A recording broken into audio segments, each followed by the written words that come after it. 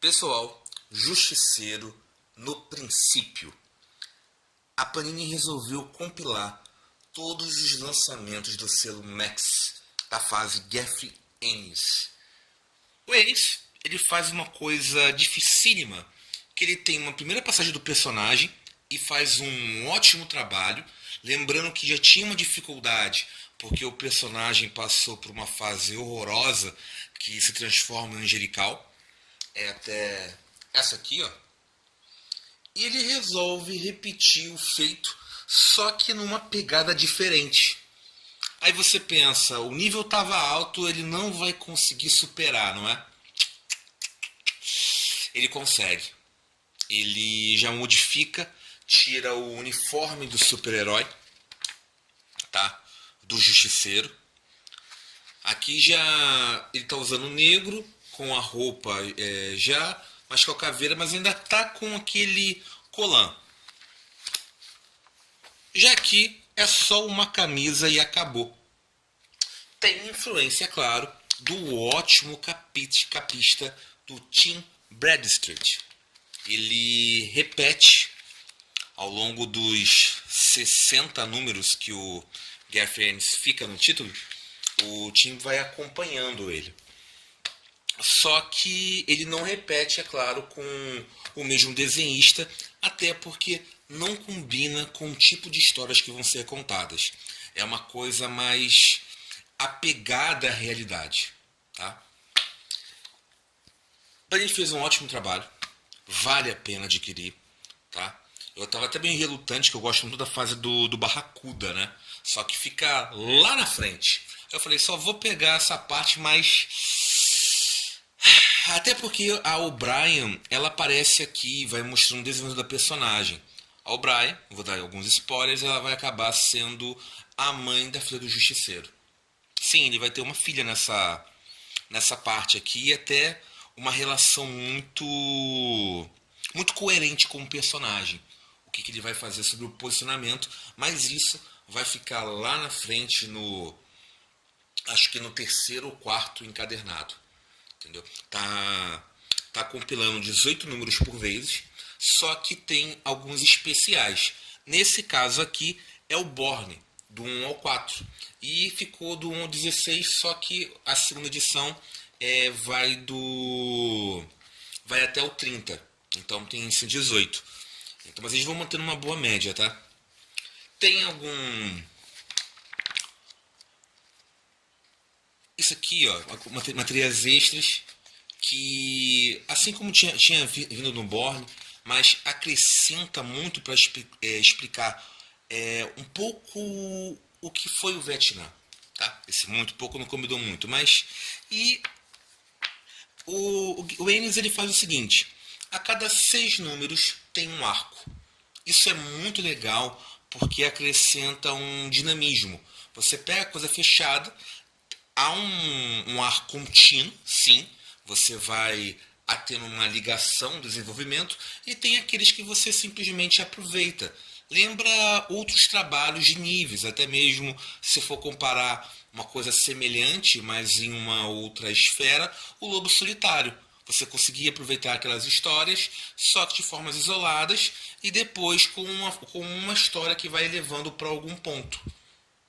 Aqui, esse primeiro arco desenvolvido, depois um personagem é aproveitado, que no caso é o vilão, e a própria coadjuvante O'Brien, só que a resolução aqui é de um antigo parceiro dele, que é o Micro. Só que eu estou adiantando. No princípio, não é apenas isso. É o início também. O Ennis, ele acerta em outro ponto. O que acontece? O Justiceiro acaba sendo um... Olha que capa linda aqui. É a mesma que eu escolhi do álbum. Mostrar as capas que o Tim ele fez. Só destaque, né? Papel colchê, tá, gente? Capa dura. É o padrão deluxe. Olha só. Aí a Borne não são tão bonitos, até porque não é do Tim, né? É de um outro desenhista. Mas... olha só. Talvez eu até mudasse em termos do álbum, eu gosto muito dessa. Só que você tem que transmitir ação. Essa aqui é legalzinho. E essa aqui eu também gosto. Entendeu? A colorização atrás. Mas voltando. O Justiceiro ele vai surgir no Vietnã. Como é um personagem já que é muito durável, daqui a 20 anos vai ficar, o tempo não vai ficar conciso, vão colocar em uma outra guerra mais próxima. Se você fosse colocar talvez o Iraque, que a série vai vigiando, então ele vai constantemente, tem que ter uma mudança. Só que o Ennis, ele conta muito bem e ele escolhe logo o Vietnã. E acertou muito, porque você pega uma desculpa à la Rambo da psique dele. Ele realmente foi uma guerra muito traumática para os norte-americanos e para os seus, todos os seus participantes de ambos os lados. E vai mostrando que o Justiceiro ele já tinha um grande problema muito antes do assassinato da família dele. Aquilo ali foi apenas um estopim. O Ennis ele vai dizendo, ele sempre foi uma fera, ele sempre foi lunático, sempre teve a pólvora lá, e essa pólvora tinha fagulhas sim, só que depois tacaram gasolina e muito fogo. Deu essa explosão e criou esse assassino lunático psicótico, essa máquina selvagem de matar e quase um fenômeno da natureza. Vai mostrando algumas questões da personalidade do Frank aqui, tá?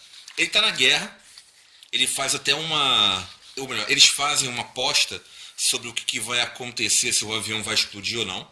Isso já demonstra o grau que você está, como você está muito próximo. Como você vê mortos todos os dias, isso acaba sendo normal para você. É preciso até se afastar para você voltar a ter um pouco de humanidade. E o Kestrel aqui, ele tá realmente se sentindo bem, né? Essa guerra para ele nunca teria que acabar. Ele vai matando e existem vários comentários, assim como nós tivemos alguns filmes tratando sobre o Vietnã. Então você tem esses personagens coadjuvantes, a ótica do que eles acham do Justiceiro eles vão rodando, você tem esses pontos de vistas. Alguns consideram ele realmente um herói, ele é muito bem sucedido no que faz, e outros já consideram que ele é um assassino e um monstro e tem que ter medo dele. E o conceito de honra é meio mutável, porque aparece aqui um general com, obviamente, para acabar com a guerra, ele está errado, e o Frank, ele simplesmente, por ele ser um babaca e tudo mais, ele faz que o cara morra de forma indireta. Isso aqui não é um herói, tá? E talvez nem seja um comportamento de um anti-herói. Lembra um pouco de um vilão. Então, mais uma amostra. E vai tendo assim coisas contínuas. É claro que a guerra ela não é fácil. Então, ele pega uma arma, o Kestrel ele mostra o quanto que ele é. Olha o que ele vai fazendo, ó. Olha quantos ele vai matando. Ele vai revertendo realmente e tudo isso com um tiro. Tem uma falha aqui do arte finalista e do colorista também. Repara, tá aqui, né? Depois, ó, quase some essa roupa, fica com a cor da pele. O colorista ele tinha que realmente ter cobrido aqui. Mas errinho bobo, não atrapalha na narrativa. Uma questão do roteiro é muito impecável, porque tá tendo uma Vietcong estuprada, ou melhor, ela vai ser violentada, e o que o Frank faz? O Frank mata, tá? E você fica, ele tá fazendo isso, e até o cara comenta, né? Para ajudar ela. Eu tô matando você, para você não ser violentada, e depois ele vai explicando o ponto de vista e até mesmo mata quem o fez. Então o Frank ele vai encontrando vários pretextos simplesmente para matar. E esse conceito vai ficando bem lá. Ele atravessa essa guerra, ele faz um pacto mental que, se você não sabe o que está se é real ou não, se é na mente dele ou não, porque uma pessoa acaba não voltando muito sadia depois da guerra com a própria morte. E ele vai buscando nisso. Vale a pena dizer um outro ponto, tá? Eu ficava muito na dúvida na questão do por que os Estados Unidos ele realmente abandonou o Vietnã. Na verdade, minha dúvida era o seguinte: os Estados Unidos perdeu ou venceu essa guerra? Aí você vai dizer, olha, é óbvio que na história, óbvio mesmo, você deveria realmente estudar, que os Estados Unidos perdeu. É amplamente conhecido. E eu vou discordar de vocês, tá? Eu vou discordar dessas coisas que estão em termos dos livros e eu vou apelar para os números e as lógicas. Porque é claro que o papel do Vietnã foi inigualável, tá? Estavam em amplamente desvantagem. É como... Cara, que eu vou te dar um exemplo grosso aqui, mas para entender um pouco o populacho. É como se você fosse pegar no futebol o Real Madrid, todo o seu orçamento, o seu time galáctico, e você pegasse um time qualquer, um Ipatinga, bem abaixo mesmo, você fala, nossa, vai ganhar de goleada. E acaba tendo um empate realmente insuportável para ambos. Houveram muitas mortes, mas aí que está. Se você for comparar, os números não são certos, tá? Até hoje, mas morreram cerca de 60 mil norte-americanos. Quantos vietnamitas morreram? Mais de 1 milhão, tá? Então, em termos de números, é claro que o ânimo norte-americano ficou em frangalhos, teve muita discussão e repercussão. O Nixon ele foi um presidente que teve um governo conturbado e não foi nem ele que começou a guerra, mas você vê todo um processo. Os norte-americanos eles tinham, claro, a questão da Guerra Fria, interesses realmente econômicos, como a toda guerra, tá? Mas se você for analisar o processo em termos da Segunda Guerra Mundial, em que você declara realmente que a Alemanha ela saiu derrotada, tanto na primeira quanto na segunda, eu não posso colocar nos mesmos argumentos que você, com isso, que os Estados Unidos saiu derrotado frente a essa guerra contra o Vietnã. Tá? Então, você vai dizer então que ele saiu vitorioso? Com o tempo, sim. Essa guerra lembra um pouco com o que aconteceu com o Iraque. Na invasão, você fala, os Estados Unidos não se deu bem, morreram os americanos. Mas olha como é que você está, em termos da estrutura. E existem 4 tipos também. Existem derrotas plenas e convictas, derrotas que você sai vencendo, vitórias que você perde e vitórias plenas. Então, você vai colocar o Vietnã, ele vai ficando mais ou menos nesse meio 2/4, entende? Ele não foi uma derrota plena e também não foi uma vitória plena, total. Você vai ficando tangenciando. O Vietnã não se deu bem nessa história, tá? Não se deu bem realmente, mas claro que teve um ótimo desempenho no que poderia ser feito. São até impressionantes. É claro que você falar que é impressionante uma guerra, gente, uma guerra é uma coisa terrível. O ser humano com a sua inteligência, a sua capacidade, a sua logística, o seu potencial, nunca deveria concordar com isso. Tinha que ter sempre uma solução. Nós somos os guardiões da Terra e nós não nos posicionamos. Ficamos nessa guerra mesquinha e utilizamos isso para uma questão de evolução. E o Castro, ele representa muito essa selvageria humana. Essa coisa de você realmente vingar e ter, por isso, uma força da natureza. Voltando aqui. Nesse arco apresentado, tem a O'Brien, que é essa personagem que vai ter importância. E tem até um erro de conta aqui também, tá? Vamos lá. Interessantíssimo no começo que mostra o Frank visitando o túmulo. Se atentem para a idade, tá? E do ano da publicação. É muito importante para vocês verem a conta. Então, não é 2006, é 2004. Mas ele pode jogar adiantado, não tem problema. Mas vamos ver as idades aqui, ó. correspondentes, quanto tem? Se você for comparar no primeiro arco, a idade dela está correta. Da Lisa, que é a filha mais velha, tá?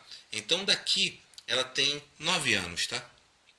7, tá? 3, 9, mas pode ter 8 dependendo no final do ano e no começo.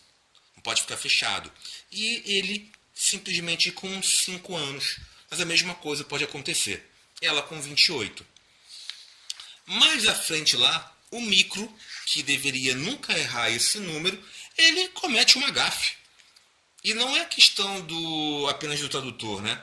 Então essa correção que você faz, ele não é preciso. Modifica esse distanciamento do primeiro e da primogênita do Frank. É um errinho.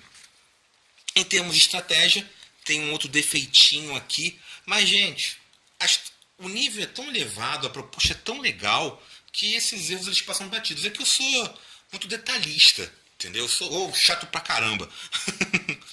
Tem uma coisa de dupla aqui, que é uma relação que acaba repetindo desse personagem com o O'Brien. Nós já vimos essa relação bem aqui neste encadernado, tá? Que mostra uma parceira ativa e um cara bobalhão. Só que não tem tanto o humor negro.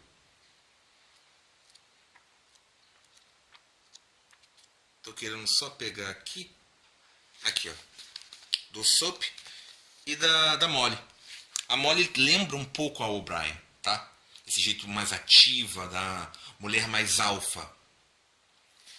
É claro que com o passar do tempo a O'Brien ela fica mais interessante. Mas a questão de ficar molhadinha e até da sexualidade.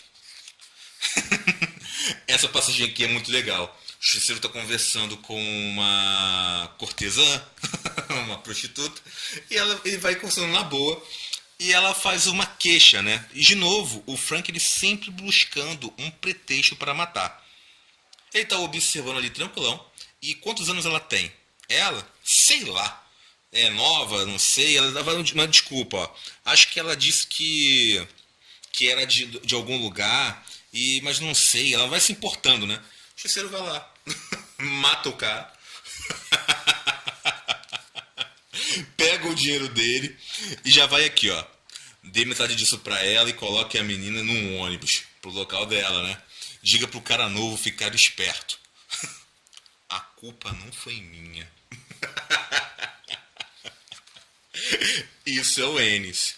E a relação dele com o Micro e tendo essa ruptura realmente desagradável. O Micro ele foi utilizado na primeira temporada do Justiceiro e até a relação deles ficou legal, apesar que a primeira temporada desandou.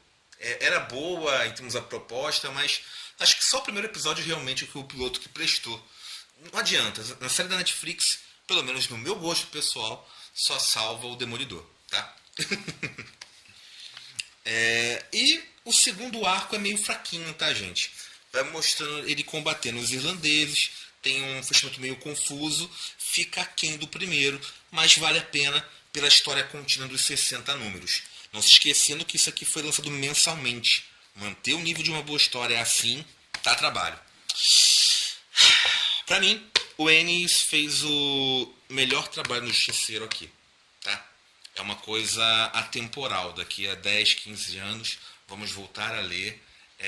De novo aqui, lembrando que já é de 2004 e não perdeu a força, tá? É claro que tem um contexto realmente histórico. Na época, Bin Laden estava em foco. Então, a abordagem que ele faz no roteiro é pelo terrorismo. Mas o contexto é muito forte. Fazer histórias boas que durem com o tempo. E, claro, diversão. Esse que é o objetivo de um bom quadrinho e de uma boa história.